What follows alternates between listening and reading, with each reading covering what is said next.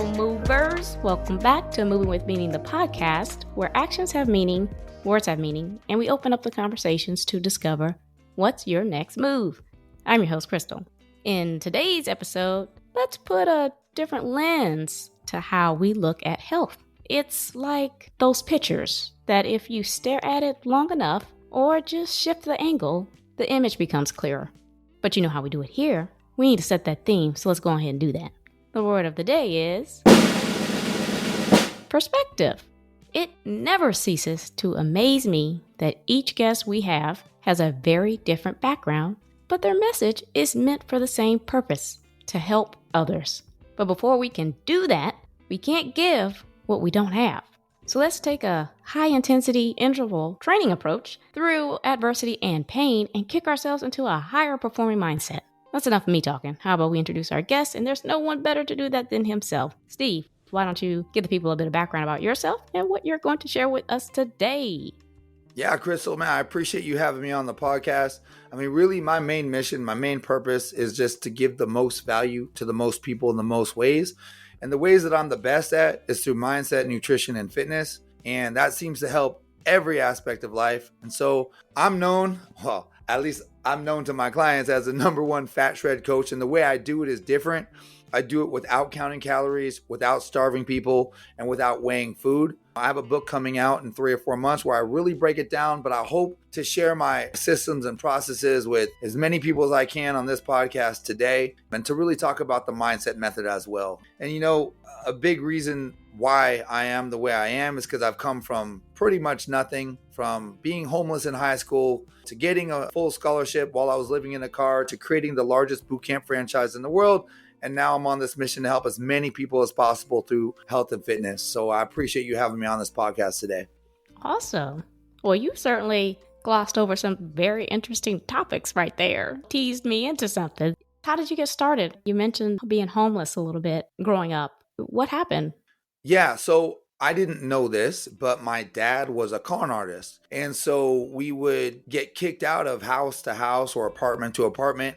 He would always say that someone owed him money or the check was lost in the mail. I was pretty naive and I just thought like, oh man, my dad's got really bad luck. Finally, we got kicked out of our last house that we were renting, and it was my senior year in high school. And so we really had no place to go. So we ended up just living in a car. So I'd go to high school, I'd work out. I was training really hard to get a football scholarship, and then I would go sleep in the car at night. To me, it was always something that was just temporary. I guess my superpower that I was blessed with is that I'm just a really positive, optimistic person.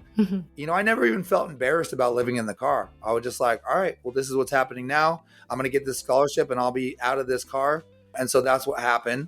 And then I did a lot of things. You know, I created a lot of cool things and the world's largest boot camp franchise. And I opened many gyms and helped many people. But I never really had a purpose. I had goals, Krystal. And so I really didn't know if I was off course in my life or not.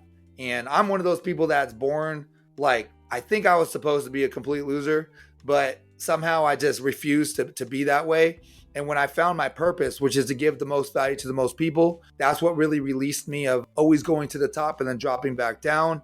A lot of people think living a life of service means sacrificing yourself, but it's the exact opposite. You can't give, like you said, that which you do not have. So I continually to create myself into the best version of everything that I want to give to someone, which is really cool because then I get to live this really awesome life as that awesome person. And I get to deliver that value to as many people as possible. So heal yourself and then give that healing solution to others. That's where we're at today. 100% on that. Okay, I feel you. I think that will jive with a few folks as they were growing up and they're going through tough times. I think that's kind of what they're like, okay, I must have drawn the short straw. It's good that you worked yourself out of that and that you remain positive in the most troubling of situations where certain other people would be embarrassed by that. You took it in stride. You said, well, I mean, this may be where I'm at today, but this ain't where I'm supposed to be. Yeah, you know, and another thing that I did that was a big game changer is I used to validate myself with what I accomplished. And I started validating myself with just my daily habits. So if I'm doing everything I'm supposed to do, then I won that day. And if I stack enough days in a row that I win, I won the week. And if I stack enough weeks in a row, I won the month. And if I stack enough months in a row, I won the year. It really has nothing to do with what I have or what I don't have, what I succeed with or what I don't. It really has to do with, did I do what I was supposed to do today? And if the answer is yes, I'm good with whatever happened. What stands in the way becomes the way. I think life is like one big job interview from the universe. The job interview is like, here's this challenge. Let me see if you've earned the next promotion. I actually get really excited when I'm going through challenging times because I know that I'm earning that next big promotion. I think a lot of people, what they do is, and I used to be one of these people, is that I would seek comfort. And I always want to be comfortable and I always want to be happy. Or over time, I realized that happiness requires contrast. You can't have light without darkness, hot without cold. You can't have happiness without pain. And so if you don't choose your pain, the universe chooses it for you. So I made it a point to choose positive pain.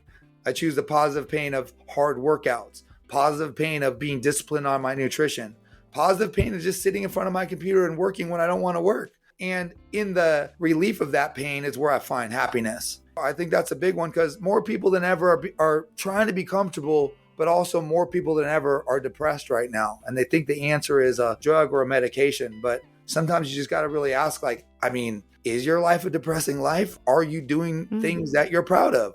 I find when people choose being proud over happy, so what does that look like? I want to sleep in, it'd make me happy. But if I got up and worked out, it'd make me proud. I want to eat this cookie, it'd make me happy. But if I eat this healthy food, it'd make me proud. I want to lose my temper on this person, it'd make me happy. But if I keep my composure, I'll be proud. When you're proud of yourself all the time, and not every second, of course, we're all human, but when you're proud of yourself most of the time, you're operating at such a high frequency that it's so much higher than being comfortable or even being happy. And then you actually experience true joy and true happiness, And so that's kind of like some of the lessons I learned that I love passing on to people. Yeah, that was a really good statement that you were saying. You got to apply contrast for pain to lead. Yeah. And Krystal, I'll just cut to the whole chase right now. Like this whole, I work out, I stop working out, I eat healthy, I stop eating healthy. I'll give the answer to all your listeners right now of why this is happening and how to be consistent for the rest of your life. Now, to apply this knowledge that I'm about to give you, that's up to you. But I'm going to give you the key. I'm going to tell you what everyone's been missing right now. The problem that everybody has that has these yo-yo up and down start stops is that they're doing it for themselves. And a lot of people think, well, aren't I supposed to do it for themselves? And the answer is no, because you are the problem, just like I was my problem. So if you're doing it for yourself, you're competing against yourself, meaning I want to eat this cake, but I also want to look good and be lean. I want to be healthy, but I want to drink this alcohol. I want to get more sleep, but I want to get fit and go work out. So it's all the same thing because it's all about you and what you want.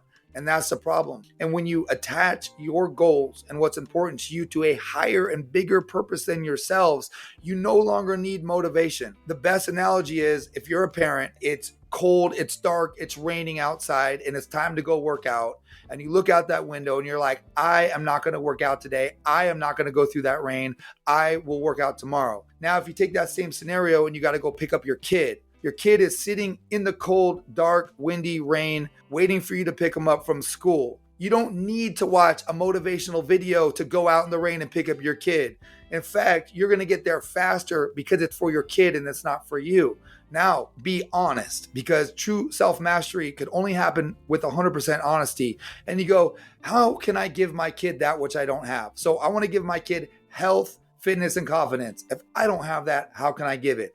I want to give my kid discipline and hard work. And I ask them to get off their iPad and study, but I can't get off these chips and get lean. How can my words have the same power? And when you really start seeing the connection in all things, and when you really could say out loud, when you're having your alcohol and chips and say, you know what, right now I'm purposely going to hurt my kid because I'm not going to be able to be that example for them. I'm not going to be able to deliver the value of showing them the way because I don't even know the way. If you could actually say that out loud, if you could actually accept that, then you will forever be consistent as long as you always want to give the best value to your kids. Just like you would never leave them outside in the rain, you're never going to stop doing the things that you need to do to be the parent and to give them the value that you want to give. So the real key here when I see people that start and stop is they're doing it for them and they haven't found their bigger purpose yet, or they haven't connected what they want to do to their bigger purpose. True. I mean, I can see that from a larger perspective. I was just honestly looking at it specifically from like creating the time. So I think I saw something before. It was just this guy walking around the gym and he was like, hey, how many hours a day are you work or whatever? They were like long hours. And he was like, okay, but do you come to the gym every day? And they were like, yeah. And so he was doing that and everyone was saying, yeah. And so he says, so that's no excuse, folks. Like, don't say that it's your job. Don't say that it's this. Don't say that it's that. If this is what you are wanting to do, you come and do it. But it's not even about you. I'm just giving another example of that, because I have to invest in me first before I can invest in others. So it's the same conversation. I'm just pointing directly to the individual helping themselves first, and then what they learned from that, because it's all about experience. I'm a life coach, specifically in career coaching. What makes me credible is that I went through hell and a lot of it so that I can put together all these tools to say, okay, here's how I can avoid that. And I've made myself emotionally intelligent and resilient so that I can be successful. And I did it because I wanted to give that to others who are in this same environment as well. So I had to invest in me. I had to go through hell first for that. So I'm just saying, for the sake of the conversation, that these individuals were definitely putting into it. Because, I mean, if I don't put into me first, there's nothing I can tell or train or do these experiences with these people, because they're going to look at me and say, okay, but did you do that? And I'm like, nah, but it applies to you. And it's like, well, we're the same people. That's all I was saying. You know what I mean? That's all. That's the only thing I was making. The point is that it's just about the routine. I think your point still stands, right? It's just, but I just think that the first investment has to be into yourself. And then once you get to that point where you're like, hey, I've done that. But to, like you said, to sustain it, I have to give it back. I have to give it out to others. Yeah. And the problem is, like, this is all great that we're talking about it. Like, me and you are talking about this like higher purpose thing. But the truth is, you know, after doing this for 24 years, right? Most people, if you ask them what their goals are, it's to get lean, to look good, to feel confident, to fit in their clothes, to get ready for a trip, to get ready for a wedding, you know, to get ready for the summer. And most people, I would say 99% of people, they're not connecting it to anything other than themselves. They're not going, I need to be the best version of myself. And that best version does these things. The best version eats this way, works out this many times per week in this way. And of course, the best version will end up looking like that person. But I'm doing these things not even for me. It's because I've accepted that it's necessary.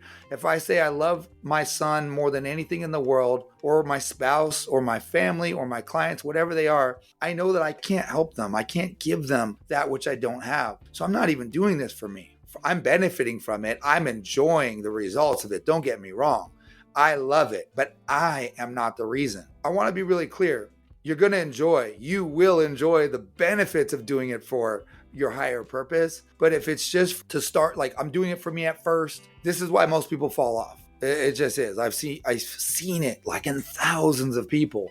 And so when I'm able to get in their heads and really, for the first time in their life, have them see the connection of what they're doing to their higher purpose, or even give them that higher purpose or help them figure it out, that's when I see the lifelong changes, you know, at least from my experience for the last like 2.5 decades.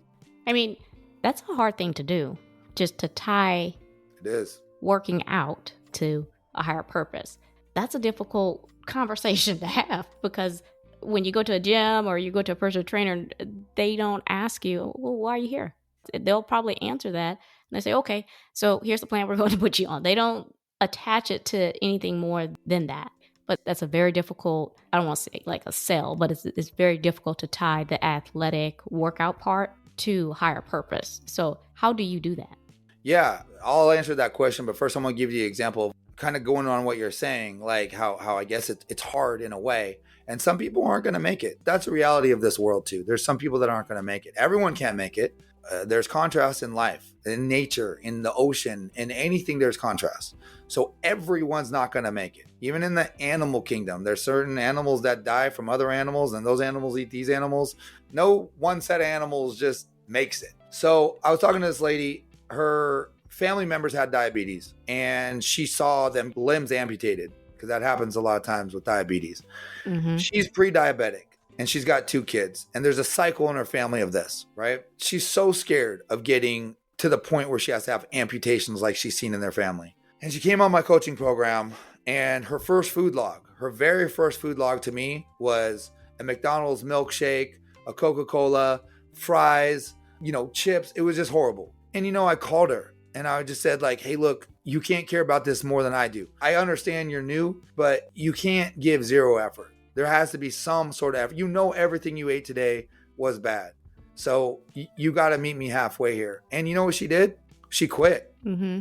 Now check this out. I've cured over 200 people of diabetes, of type 2 diabetes. I've cured over 500 people of pre-diabetic. I could easily break the cycle and cure her, but she couldn't make that connection. She's going to pass that pain on to her kids. She's going to teach them the same things that she learned to get her in that situation and her family in that situation. She's not going to break the cycle. It sucks, but you're right. Some people can't do it, and I do accept that. But what do I do to make them do it, right? The easiest for me is with parents. I love working with parents because it's like kids, they listen to 10% of what we say, and they emulate 90% of what we do. Correct. Yeah. And I ask them, like, what pain does being overweight and being out of shape and being undisciplined, and what regret do you feel and pain on a daily basis? And they talk about that. And I go, well, if you don't solve this and heal this and you're just passing your pain on to your kids, are you okay with that? And they're like, no. And then I just ask them questions and walk them down the path. Well, what are we going to do to change? And what happens if we don't change that? And if you look back, in 10 years and you didn't change that, and you just passed all your pain on to your kids, taught them all the same things that hurt you and that cause you regret and feeling horrible about yourself and all the bad things that you experience, you're passing them on to them. How do you feel after 10 years? I think a lot of people, our lives are so fast. Things are happening at such a fast rate. I don't think a lot of people stop and just think for a second and really visualize, what am I doing and how am I affecting the people I claim to care about the most? And once you really fully get them to see it, it's not hard at that point. Right. Yeah. It goes from a 10% success rate to a 90% success rate at that point, once they fully have done that. So what about the folks who don't have children? Yeah, it is harder. So I was working with a dentist and she didn't have any kids, but she's married. And so I was asking, do you love your spouse? Is your spouse the most important thing in the world to you? And she said, yeah. I go, well, are you giving your spouse the best version of yourself? She's like, not the best version. So are you okay with that? And she was like, no. I'm like, this whole accept me for the way I am thing, those are great things to say. Accept me for how I am. Love me for how I am. But do you love your spouse enough to give them the best version of you, or do you not think they're worth it? Mm-hmm. And if you do think they're worth it, then why aren't you doing it? Mm-hmm. Then say the words out loud. Say, you're not worth the best version of me. There's no self-mastery without 100% honesty. So I make people say the things that they just won't say. I make them say it. Say your spouse isn't worth the best version of you, but you want your spouse to love you unconditionally and give you the best version of them. Say it. Say those words out loud and see how stupid that sounds. Yeah. I mean, sometimes it's just tough love, making someone see the truth. Like once they really fully accept that, then it's a whole nother game. A lot of people have just never even thought about these things. Yeah. That's how I do it. There's good coaches out there. There's good coaches and bad coaches. And our job as coaches is to help our clients find what their higher purpose is. And that's through just a lot of questions. Sometimes it's quick and easy, and sometimes it takes a little while. Sometimes it takes a few days, or a couple weeks even. But that's how I do it. Okay, good. Well, speaking of tough love, I think you and I both come from that generation. Mm-hmm. And we've had this conversation. Oh, well, you brought it up. I wasn't even thinking about it because I don't do that with my kids. But I didn't think about it until you said it out loud. And I'm like, I kind of do agree with this. But the oversensitization of feelings, right? Mm-hmm. So what does that mean to you?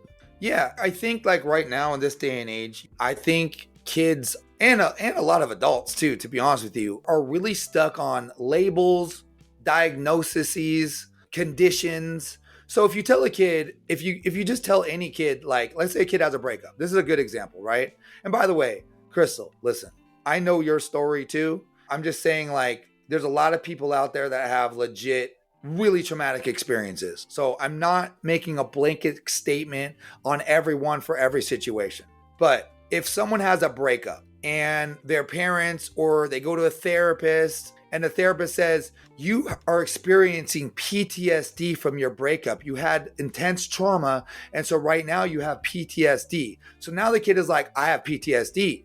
And now it's an excuse for everything. Oh, I can't go to school today. I have PTSD. When you overemphasize your feelings, then you're neglecting the power of saying, hey, I get it. You broke up. It sucks. It hurts. You're going to get better. You're going to find a new relationship. You're going to learn from that relationship, and you're going to match up with a better matchup next time. But today we got to suck it up and move on. Okay. We got to suck it up right now and do what we got to do. And when you are just all about feelings, you lack that.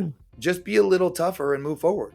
And the thing is, when you get into the actual world, the world's not forgiving like high school or your parents, where you're working a real job and you're like, I just can't work today because I'm experiencing PTSD from a breakup. You're going to get fired. Maybe if you're in a big company, you got HR and they're going to protect you for a while, but you're not going to advance. You're going to get fired. You're not going to be the best version of yourself. And it's actually worse. It actually makes you feel worse because you're stuck in those feelings. Sometimes I'll ask my wife, like I might be pissed about something, like maybe an employee did something. It just irritated me. And I'll go like, man, I'm just pissed about this. What do you think? And she'll go, oh man, I wouldn't even worry about that. That's so normal. Like I wouldn't even think twice about that. And then it almost lets me off the hook. I'm like, yeah, you know what? I'm not even going to be mad about that. You're right. But if she was like, oh my God, that's horrible. Yeah, I would be pissed too. That sucks. Then what am I going to do? I'm going to be more pissed. And I'm going to be stuck in those feelings. I'm not going to probably have a solution. And that's going to affect the rest of my day. So, sorry, go ahead. I know I talked for a while.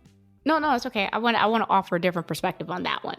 What I do when my husband does that, I will validate what he says. Like I'll say exactly what your wife will say. I wouldn't worry about it. That's normal. But what you're feeling, that's true. It does feel that way.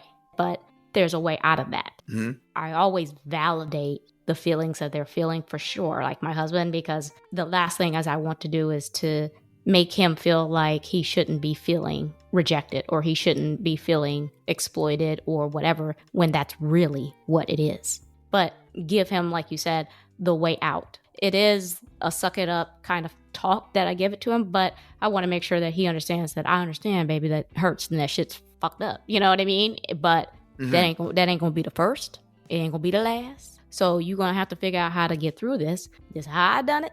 You're going to figure out your way, right? But we got to keep moving. We got to keep performing. So I just wanted to add that little touch to it. But go ahead. Yeah, I agree. And one of the biggest things that people want to be is they want to be confident that you understand what they said to you. Okay, let's say someone says something crazy. And I say this is crazy because this actually happened once. It's like on 24-Hour Fitness, there's a membership, right? And if you don't show up to 24-Hour Fitness, you're going to keep getting charged for your membership. Like, it's not our job to babysit you and make sure you're an adult. You come in or you don't. If we canceled your membership, then you got no chance of coming in. So at least you got a chance still, So there's one lady, she's like, I haven't come in for 3 months and you guys stole money from me and charged me. Now, you got to understand, we have contracts for everything. They initial every little thing. There's no hidden fine print. Everyone understands that it's up to you to come in. But instead of me arguing with her and reacting like, what are you talking about? We didn't steal anything from you. I just repeated back to her what she said, even though it was crazy. I'm like, okay, let me make sure I understand. So you're saying that because you haven't come in for 3 months, you feel that we or I stole money from you for 3 months and that you're owed that money back and you want a refund for those 3 months when you didn't come in and you had access, but you didn't use your membership. Is there anything that I'm missing? Do you feel like I understand what you're saying? And the moment they feel like you understand what they're saying, you could feel the energy shift. They're like, yes, right? Yeah. They already took it from a 10 down to a 6 because they feel like you understand where they're coming from. And then from there, you could ask questions like, okay, is this the contract that you signed? Do you see your initials here? Do you understand what this says and what that says, that you're on a continuous membership and you cancel via email? Do you understand that? And did you sign that? Then we just talk. So now that we have this agreement, and you understand that, what do you think we should do at this point? Like, what would you do if you were me? From there, they're like, oh, yeah, you're right. Yeah, I'm so sorry. So yeah, if my kids are complaining, like if my daughter broke up with someone and she's all upset, I wouldn't be like, suck it up, move forward. I would never do that. I would really talk to her. I'd be like, how do you feel about that? I would ask her questions. I'm like, what happened? So, how are you with this? What's your plan on moving forward? How do you think you're going to get past this? What are you going to do? What I'm talking about is, during 2020, my oldest daughter got suicidal. She was cutting herself. One day I noticed she was cut from head to toe. She had like 200 cuts on her body. And I had no idea this was going on. It was when, 2020 happened. I had just got a divorce. She was really feeling isolated from her friends. It was like a whole thing. She got really suicidal. She even took like a bunch of like melatonin gummies. I mean, she kind of tried to kill herself. And so we found a wilderness program for her where she lived in the mountains for 100 days. We just wanted to get her away from everything and to just have a reset. I had her in a therapeutic boarding school for a year. And there was a part of the time where she got diagnosed and took like a million tests from specialists. And one of the specialists said that she has a borderline personality disorder, right? They wanted to tell her that. And I was like, no, hell no. You're not telling her she's got a borderline personality disorder, because what is she going to do with that information other than label herself and think that there's something seriously wrong with her? We're going to give her all the solutions, all the support, all the treatment, all the things that she needs, but we're not going to label her. The cool thing is that she did turn that corner. She did get that support. We learned a lot. She learned a lot. She's doing amazing now. Amazing. I can't even tell you how proud I am of her and what a completely different person she is. But, there did come a time where she did see that report and she saw that label. She even said that, like, if I had told her that that's what she was, she would have just believed that's how she's supposed to be. And everything that she could work through is just an excuse. And now she's just this way because she's this diagnosis. And, even when she read that, I told her like what it meant is that you have the potential to go this way or you have the potential to go that way. That's why you're borderline. You have the decision to go whichever direction you put the work into. So if you put no work in, you're going this way. You put the work in, you're going that way. So which way do you want to go? That's what I mean. I think a lot of kids these days, through school counselors, through therapists, they just get labeled with these like diagnoses of you are this or you have that. And then they ride with it and it magnifies and it gives them an excuse not to do the work. And so that's what I'm talking about. Thank you. Yeah. The power of restatement goes very far. It is. Thank you so much for that. Oh, this was quite an energetic and frank conversation we had. I really enjoyed it. So tell me, do you have some golden nuggets you want to leave the people with? I think the first thing is this. Ask 10 people. Say, what is your purpose in life? If you actually know your purpose, but you're going to answer it, to give the most value to the most people in the most ways. And to do that, I have to become the best version of myself in these ways. To do that, I have to do these things. Most people, when you ask them that question, 100 people, maybe 99 out of 100, they'll have to think about it and they'll have to figure out their purpose. So you have most people going through life without a purpose. If you don't have a purpose, then how can you accomplish your purpose? So the first golden nugget I would give anybody is to decide your purpose and make that purpose something that's so important to you, but it's not about you. That's the first thing I would do. The second golden nugget I would say to people is to, as much as possible, choose proud over happy. So if you have two choices, one will make you proud, one will make you happy, choose proud. And at the same time, eliminate regret. So how do you eliminate your regret? One of the best ways is to journal. I only journal about the things I regret. I don't journal about anything good. I journal about what I regret. At the end of the week, I'll look back and I'll see the patterns of the things that I'm doing that I regret. And when you can zoom out and see your patterns, it makes it a lot easier to eliminate those things. So if you choose what makes you proud, eliminate what you regret, and decide what your purpose is that's bigger than yourself and measure everything you do against that purpose, how can you fail? There you have it. The tough, loving performance coach, Steve. I truly appreciate you for coming on today. That's the episode today. I've got to say, my outlook on emotional intelligence is the same, though with some much needed and added context. 100%. Sometimes when you come from a background where emotions were completely absent or avoided, you tend to want to correct that with your family, but to what extreme? It's interesting for a child to know they are loved, but there are still consequences to the message that can send. For example, we all know the parents that believe their child could do no wrong, but they are the ones doing all the bullying, smack talking, and disruptive behavior. That's what I mean about taking it too far. And when you've realized this, what do you do? Is it like ripping off a Band-Aid and blowing on the wound tenderly to ease the sting? Or is it a slow, steady peel to release the sticky residue and then cleanse the area from any remaining adhesive and debris? I don't really know, and I don't expect you to either, but choosing which pain is just as hard as it is necessary to heal. but it is important to understand perspective and put the effort in where it is most needed.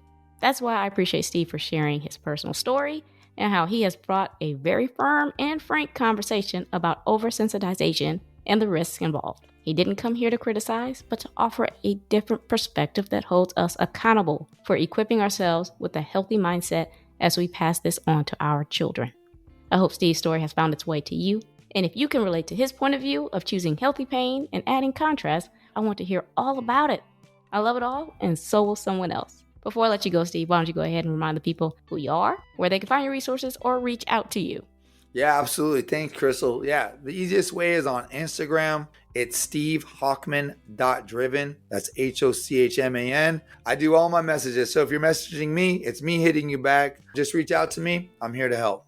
Wow, adding a personal touch to it. I like that. I'll make sure to include all of Steve's resources and connections in the episode description, as well as on my website's resources page, movingwithmeaning.com. Make sure you guys subscribe to the show, Moving With Meaning, the podcast, and tap that alert bell so you know when these episodes drop. I'm on Apple Podcasts, Amazon Music, Spotify, and YouTube Music. Please share, like, repost, and follow. Tag someone. We are creating a community. Quick housekeeping before you go. Follow me on Instagram at movingwithmeaning82 and connect with me on LinkedIn. I do dabble in TikTok at Krystal B. Clark. My YouTube channel is up. Run over there and have a look or two. Links are in the episode. Alrighty, I'm Krystal on Moving With Meaning, the podcast, reminding you to take it one step at a time. All moves have meaning. Check y'all later.